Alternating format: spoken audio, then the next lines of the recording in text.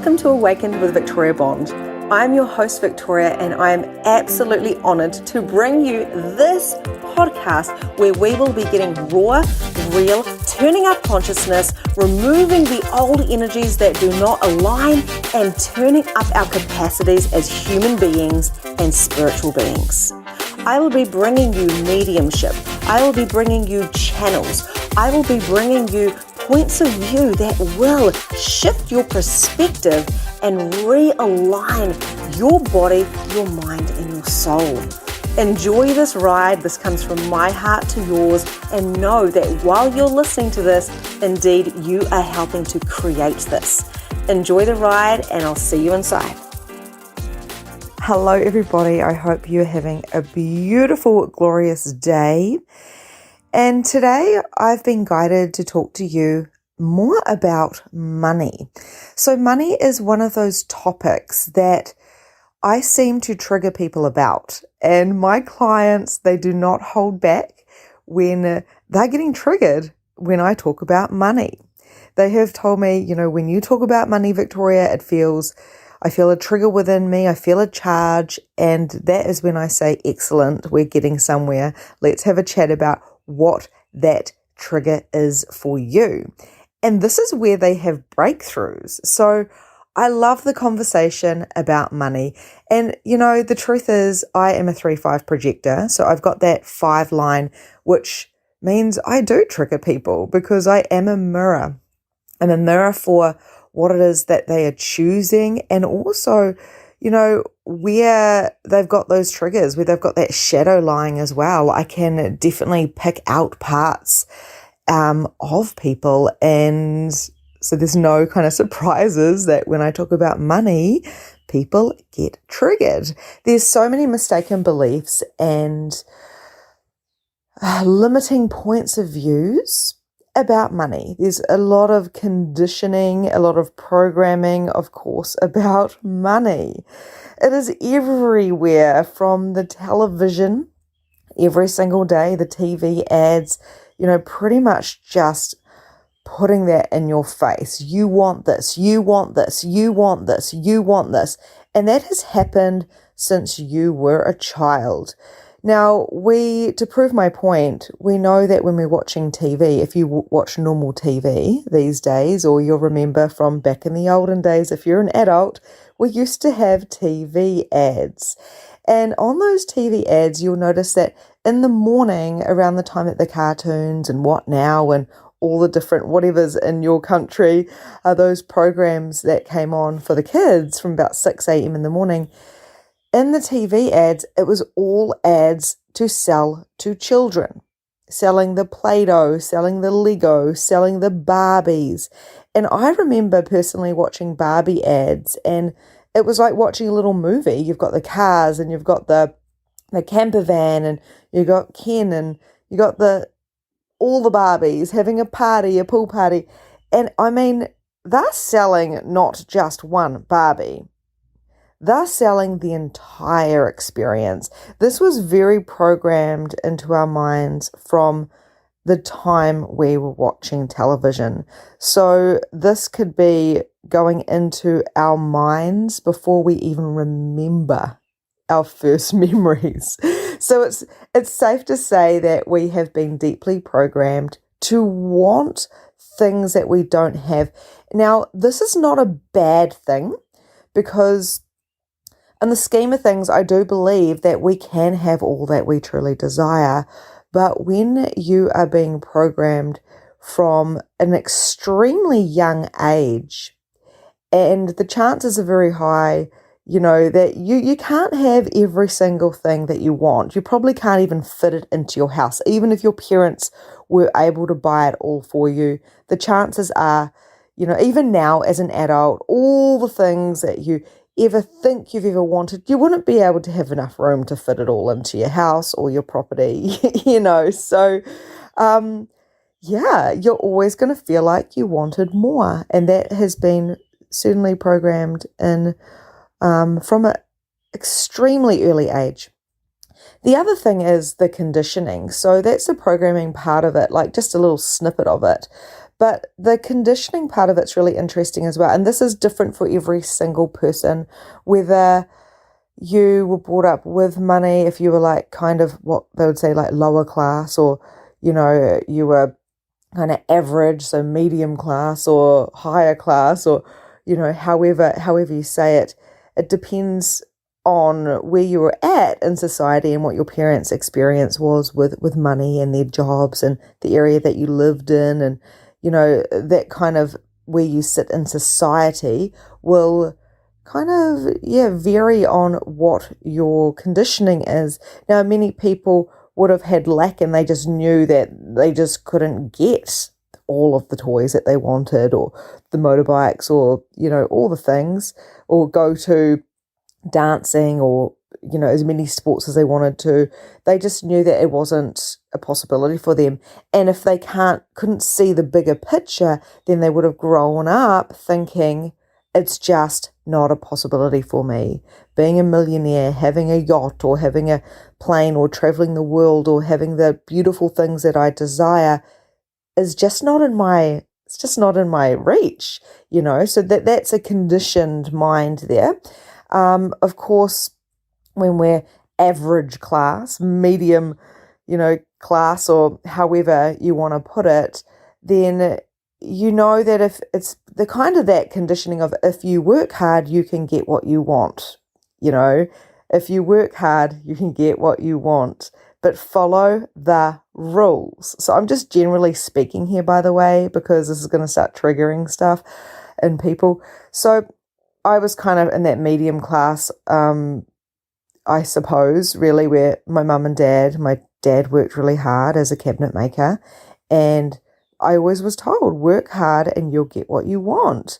But you have to work really, really, really hard for it, and you've got to follow the rules, and you've got to turn up early to work, and you've got to, you know, just work hard, and always, you know, carry your name with pride, and be grateful for what you've got. And there was also this underlying energy of don't ask for too much.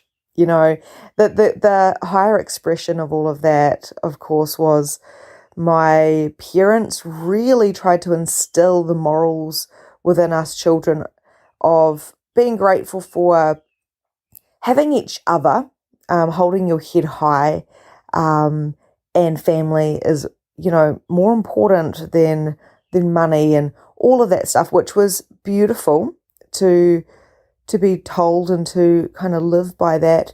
But on the other end of it as well, it was kind of like, well, maybe we shouldn't be wanting money because, you know, we're so lucky we've got each other, and because we don't have money.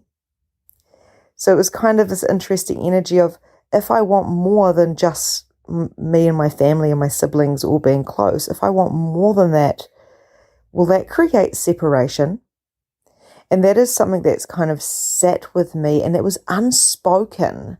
No one said this, but when we want our tribes to stick together, we kind of want to stay similar, don't we? And this is what I see with the conditioning of the unspoken expectations, projections of society, is this staying average, staying in the middle class, not trying to be better than, which is kind of interesting because that is just there as kind of a conditioned program. It's a program running. If you want too much, if you have too much, therefore you are showing that you are better than. So are you willing to dissolve and eliminate those points of views, please, if anything's coming up within your body right now? Because as I'm speaking this out, I'm like, holy shit, that is so true. And we see this everywhere. This is a part of the system to keep, you know, you wanting the whole Barbie, you know, experience with all of the things, but having to work your ass off to get one little bit at a time, and still not wanting to take too much because you want to stay, you know, stay average, stay in the, you know, 90% of the world type of thing. Interesting there. And then, of course, we've got the higher class. And what I've noticed with my clients here is, the above average money mentality or money experience. So they may have been born into money or receive money or whatever it is. And what I've noticed about a lot of my clients when I've been doing this money mindset work is some of them had money. They had horses or lots of properties, or they seemed to, right? So maybe they didn't really, maybe there was more debt than there was anything else, but on the kind of external, what it looked like was, oh, she's got money, we don't have as much money as she does. And this is all happening in the playground, so my client said to me, I got bullied and I got pushed out because we had horses. I got bullied and I got left out because my dad seemed to have money. The truth is, we never had money. The bank owned money. There was more debt than there was anything else, but my dad liked to play with big numbers. Isn't it interesting? Children don't judge, but when they're conditioned, they are from a super early age of this is what our money mentality is. This is what you do with money. You've got to work hard for your dollar. You've got, all these different things is happening from such an early age that when we see somebody with money or with a nice car, or you notice that your friend has got really nice clothes and, you're 8 years old or 9 years old, I find it's around about that kind of around about 10, it really started kicking in for me. And I'm looking around and noticing that my friends have got labeled clothes and I don't really have a lot of clothes compared to them. Of course, my parents looked after me well, but yeah. And then I noticed lots of different things. They can do what they want. Every time they ask for money, their parents give them money. Now, of course, there's nothing wrong with that. But from a 10-year-old's point of view, with the programming going on, you start feeling inferior, and the lower expression of that in the playground is people start, creating separation. The kids start choosing their groups, determining on what the money reality is within the families. Now, this is why we have so much conditioning within our society.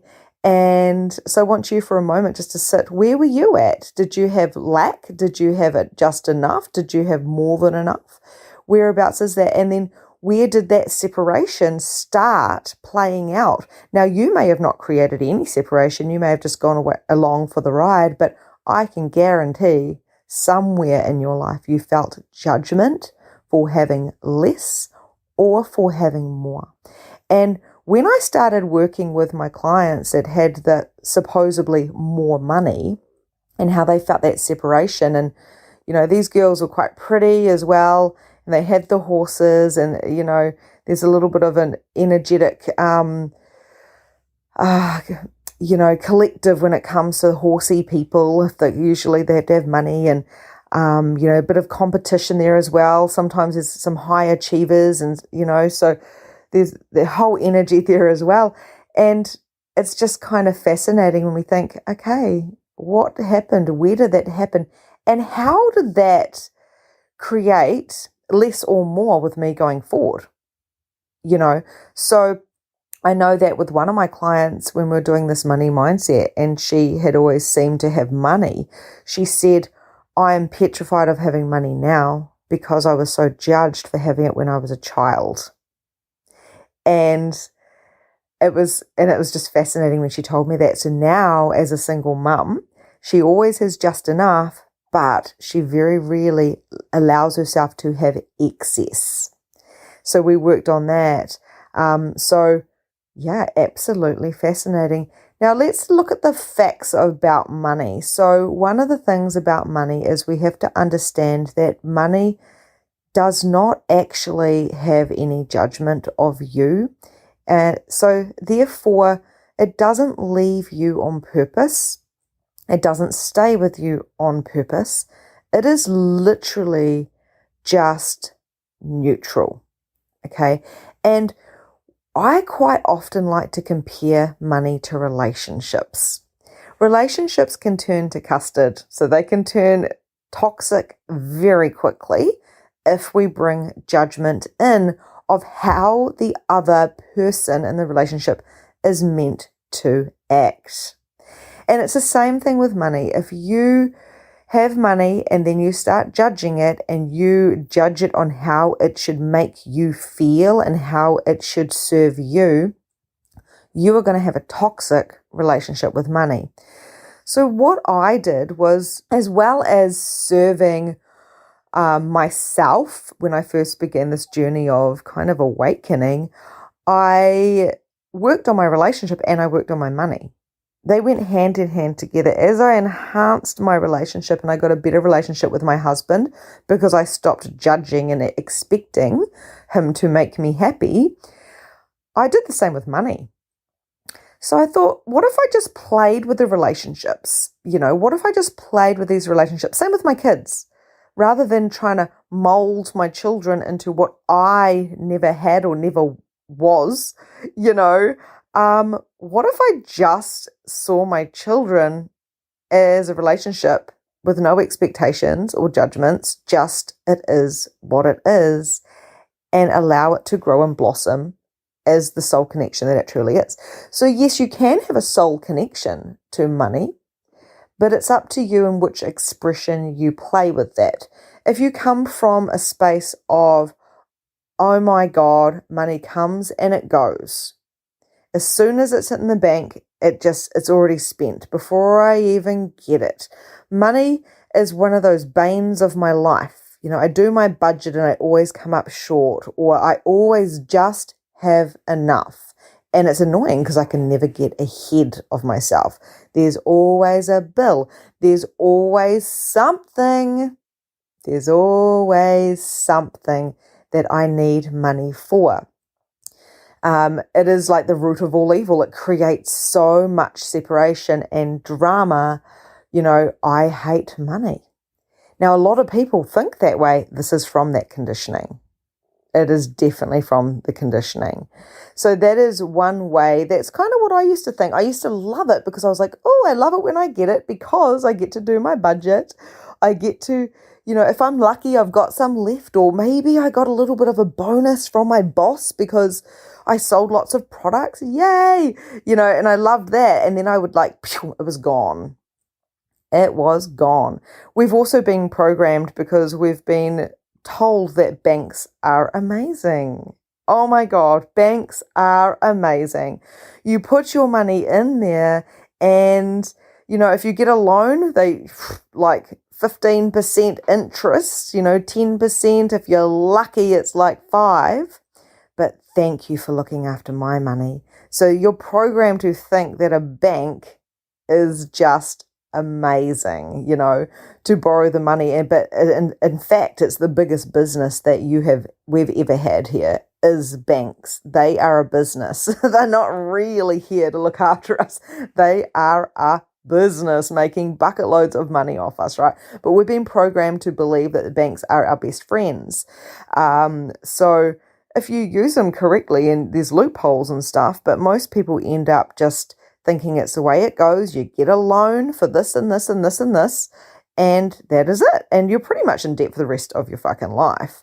So just have a think about that with the programming in your banks, and see what you kind of feel about that. And then you get 2% bonus if you have a savings account. While they're using your money to borrow to other people and you're getting 2% interest, and they're gaining over there 13% on the high percent loans. It's so interesting. So they're using money and creating bucket loads of money because money is neutral, and money says, well, hey, you can play with me in any way you want to play because I don't have any judgment. So it's just fascinating. So where was I going? I just went on a little bit of a tangent about banks that just kind of flooded through then. So the thing is with money and relationships is, if you start a new relationship, if you start nice and fresh with money, right, and you say, okay, I like you, and I would really like to create a healthy, beautiful, magnificent life with you. I see that you can enhance my life in so many ways. I think together we can be stronger. And if we're both positive in this relationship and we both come to the table and you mirror me and I mirror you and we both, check in to see how we're going continuously, we both can keep working on this relationship. I just feel that it's going to be amazing. And if something happens and we kind of, take a step back and we need to do some more work because there's a bit of an energy leak or something comes up from the past or something unexpected comes, instead of, fighting about it, or instead of bringing our ego in, what if we just work through it? How does that feel? Now, that could have been a new relationship, or that could have been your relationship with money. So that is way different to what I just said about the money as the root of all evil. That person driving those convertibles is a rich prick. Excuse my language, but even my one of my best friends the other day, I told her I'm getting a convertible one day, and it's not on the top of my list, but I thought, wow, if I'm allowed excess, why not get a convertible? Live at the beach, windows down, all the things. And she said, I just can't stop thinking about old sleazy men driving around in convertibles, showing off that they've got money. I laugh because I just think it's funny, because I was like, well, I'm going to be one of those people in a convertible and I'm still going to pick you up. And so we laugh about it, right? So there's no judgment on my friend. We talk about it. But it isn't that conditioning? Where did she pick that up from? She had to pick it up from somewhere. It might have been a TV ad, it might have been a parent, it might have been, just energy in the society. So the other way that we can think about money, and like I just said, how we can have that relationship with money, is the money mindset. So the opposite of what I said about if you think kind of badly of money, you can think like, okay, I love money because money puts clothes on my back. Money puts beautiful, delicious food in my mouth. Money keeps me warm and sheltered by paying for my power, paying for the roof over my head, the blankets that I wear, my socks, my underwear. Money helps me feel good about myself because I have beautiful perfumes and makeup, and I can get my hair done. Money helps me get to my job. It helps me get to places where I want to get to because I can get the bus or the train or have a car, or maybe you've got a push bike. Money helps you help people around you because you can buy them presents or take them out for lunch, or you can pay it forward by gifting somebody a coffee, or like the other day, I was able to buy my brother some shoes, and it just felt so good. I flicked some money into his bank account. Here you go buy yourself something. It felt good, and it's the second pair of shoes I've bought him. So it felt really, really good that I was able to gift my money to somebody else. And because it felt so good, I'm like, I'm going to gift this money to somebody else, and I'm going to ask for it to come back to me 10 times, because me and money, oh my God, we've got such a great relationship. Money can gift you all sorts of things. Magic and miracles happen when you've got a great relationship with money.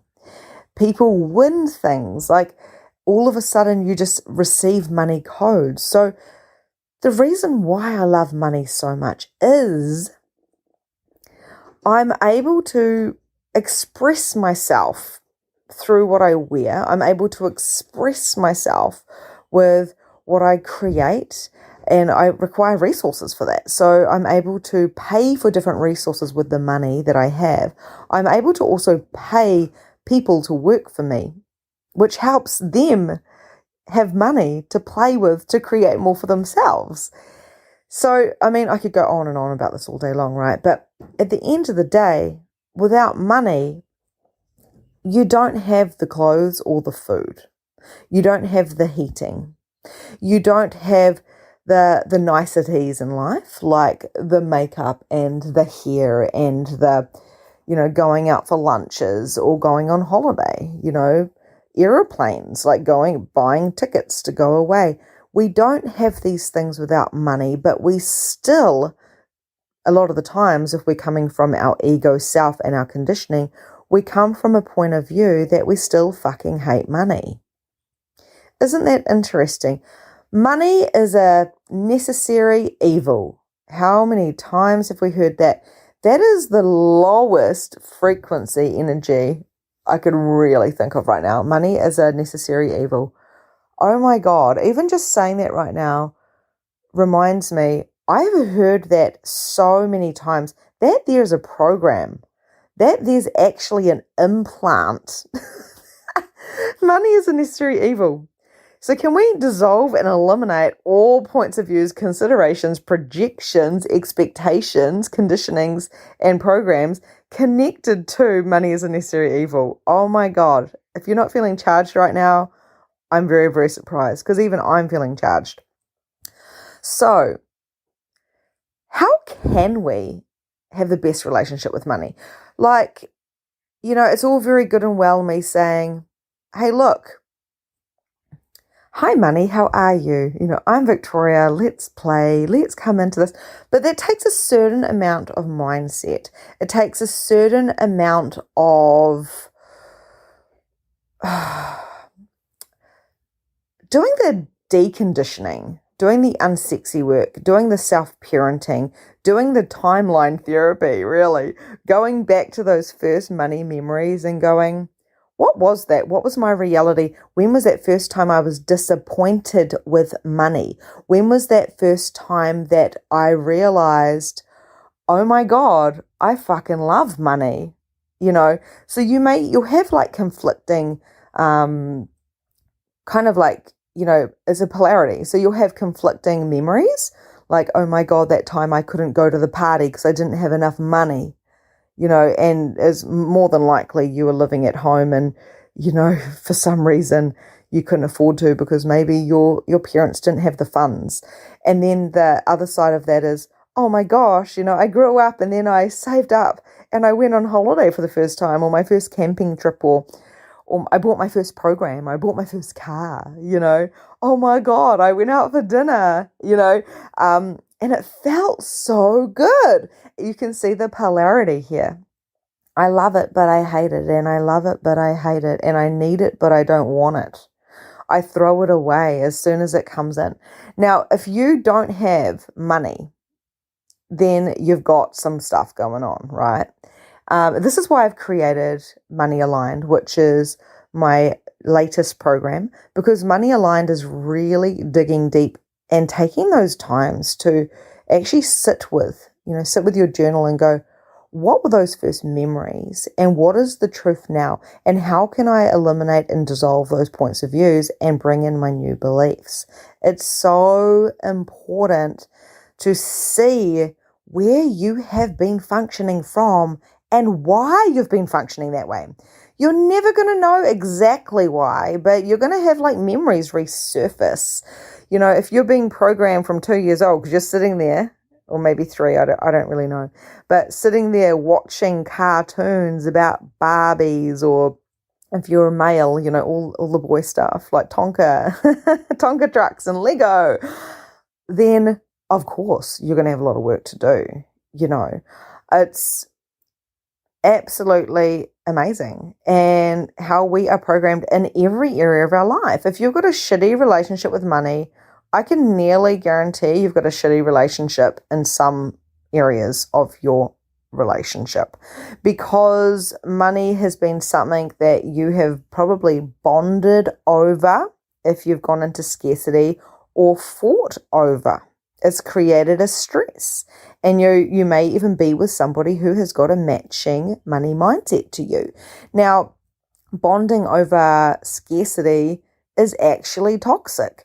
Now, my husband and I, we used to do this all the time. We didn't realize it, but we'd be like, okay, we've got a challenge ahead of us. We don't have any money. We've got a challenge ahead. How can we create more? What can we sell? Oh my goodness, we don't have enough. Okay, what's our 5-year plan? If we work our asses off, we might be able to save for an overseas trip. And I'm like, 5 fucking years? Oh my God, by the time I actually get anything with this money mindset, I'm going to be like 80 and I'm going to be too old and I'm not going to be even going to be fucked to actually travel. Like, and it's when I started asking, there's got to be a better way. There's got to be a better way. Where are you playing this out in your relationships? Where are you stuck in the mindset that money has to be saved dollar by dollar by dollar by dollar? The harder you work, the more you'll get. Maybe one day you'll have nice things. When you retire, that's another program. Ooh, when I retire, I will be able to have free time and the government will pay me a pension. If you're in New Zealand, in Australia, I think that's what they do. That's a program. That there is a promise from the government that if you work your ass off and pay big taxes and put your money in the bank so they can use your money to create a lot of money for themselves, whoever owns the banks, then you will be greatly rewarded. When you get old and you're in your house and you're fading away in those last few years, you'll be able to feed yourself. Can you see the programming there? What if that was all just an interesting structure that has been created, a system? What if you could change all of that and go, fuck it? Me and money are going to play. I'm going to clean up my own shit, pretty much. I'm going to clean up my own shit and realize that I've got some money mindset issues right now. And that this is not actually my fault because I've been conditioned very heavily and programmed heavily. People don't just have little money problems. They have huge problems. In fact, this entire world has a huge problem with money. It's one big toxic relationship in a system where the rich get richer, the poor get poorer, and the people that are sitting there in the middle class are average as fuck because they don't want to expand past the tribe and do well for themselves, without even acknowledging that the better that they do, the more they can help everybody else rise up as well. So I'm going to let you sit on that, and I'm going to invite you to allow yourself to be triggered. Allow yourself to, you might want to actually listen to this a few times, because money, this is the last thing I'm going to say. Money is a beautiful resource. And this is what I say to people who they will complain about not having systems and structures and strategies in their business. They don't have enough money. They don't know how to begin. I say to them, if you open your eyes and you see the free resources that we have all over social media, there's resources out there and they will use you or you can use them. And this is the same thing with money. It can be used for the higher expression or the lower expression. It's completely up to you. So there's a big money problem. We can't deny that, but it can be flipped around. And that is what I realized. My relationship got flipped around, and so did my money reality. In the last 2 days, I have made $5,500 in 2 days. How have I done that? It hasn't been by working my ass off. In fact, a little secret right now, I'm recording this in bed right now, and the time is 20 to 10 in the morning. This is me working hard, right?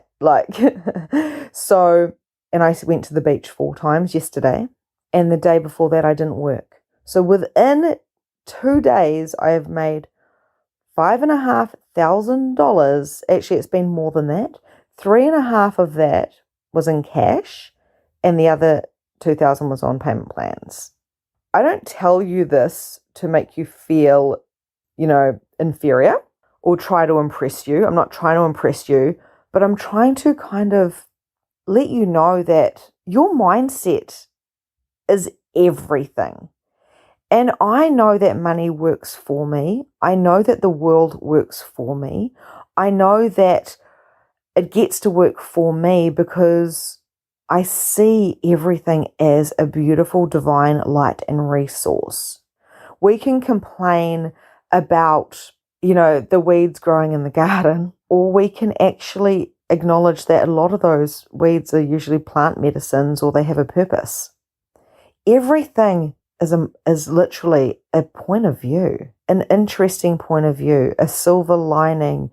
Everything is magical, including if you're at fucking rock bottom right now and you've got no money, great.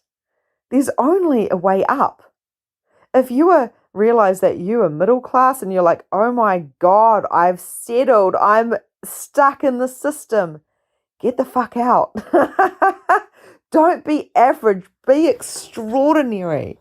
$5,500 in 2 days is not a lot of money, but of course that would have been, oh my God, about 5 months worth of money for me a few years ago. Last week it was $11,000 I made. So $16,000 in 8 days is pretty impressive. That's only because I believe that money is working for me and I get to use money and I'm generous with my money. I don't throw it away. I will buy my brother shoes because it feels so good. I'm not trying to prove anything. I'm not trying to overgive. I'm just being true to myself. And I know that I'm worthy of all the money in the world because I truly know that it's up to me with how much I have. So wherever you are, there's always another level. And that if you see it from the point of view is the more money you have, the more you can help people. I would love, love, love to support charities for human trafficking, charities to make a difference, not just to feed a machine that is going, awesome, thank you, keep depositing your money into this bank so I can go and make 10% interest in all the money that you bring into my bank. I'm not saying banks are bad, but we've got to be clever in how we use them because we are in one big machine. How do you want to play this game? That's a question.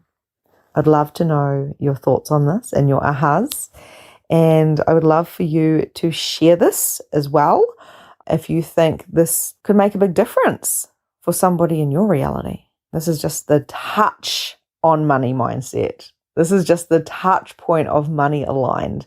If you are ready to smash out this and start really kind of, breaking this wheel in a matter of speaking, book in and sign up for Money Aligned. Let's go. At the moment, I have it for a special. It is my beta. It's my first time around, so I love to give 50% off for this. So you can see the link below if you are listening to the podcast right now in the show notes.